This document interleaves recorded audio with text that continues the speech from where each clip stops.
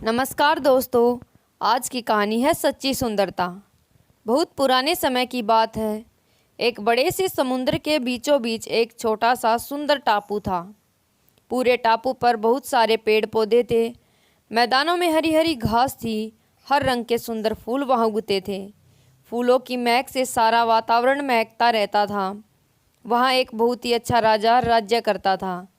सभी की खुशी में बहुत खुश होता था और सबके दुखों को बांटकर कम करता था। हर वर्ष वह राज्य के कुल देवता की पूजा की जाती और उसके लिए बगीचे के सबसे सुंदर फूल को चुना जाता था। यह चुनाव राजा करता था। उस भाग्यशाली फूल को कुल देवता के चरणों में चढ़ाया जाता था।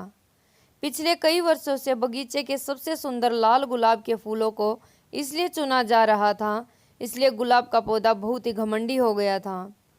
उसे लगता था कि वही एक है जो सब फूलों में सबसे सुंदर है।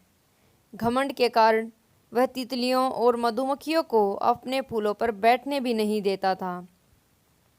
यहाँ तक कि पक्षियों को अपनी डालियों के पास भी आने नहीं देता था। उसके ऐसे व्यवहार के कारण कोई तितली या पक्षी उसके पास आना ही नहीं चाहते थे। हर वर्ष की तरह एक बार फिर वह दिन आने वाला था जब कुल देवता की पूजा की जानी थी। गुलाब के पौधे को पूरा विश्वास था कि राजा आएंगे और उसी को चुनेंगे। गुलाब के पौधे के पीछे मिट्टी के ढेर पर एक पौधा अपने आप उगाया था, छोटा सा नाजुक सा। उस पर चमकदार पीले रंग के छोटे छोटे फूल उगे थे।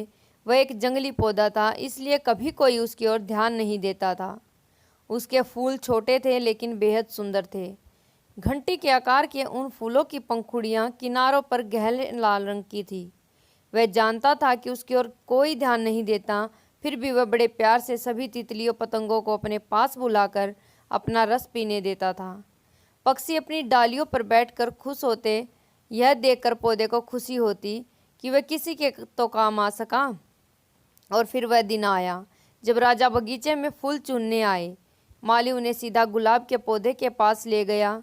इस बार तो गुलाब और भी सुंदर और बड़े खिले थे। महाराज, वह बोला। उसे सबसे बड़ा गुलाब तोड़ने के लिए हाथ बढ़ाया, लेकिन महाराज ने रोक लिया कि वे किसी और सुंदर फूल को ढूंढ रहे थे।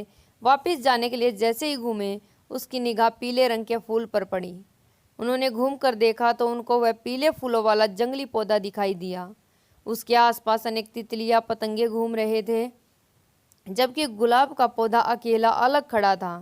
राजा धीरे से जंगली पौधे के पास गए और बोले, यह वह पौधा है जो बिना खाद पानी के उगाया है।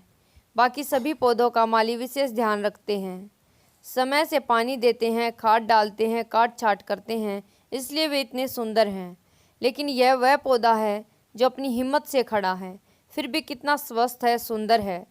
सबसे अच्छी बात यह है कि इस अच्छे स्वभाव के कारण इस पर तितलियाँ उसके पास आकर बेहद खुश हैं। यही है सच्ची सुंदरता। इसलिए कुल देवता की पूजा के लिए मैं इसी जंगली फूल को चुनता हूँ। धन्यवाद दोस्तों।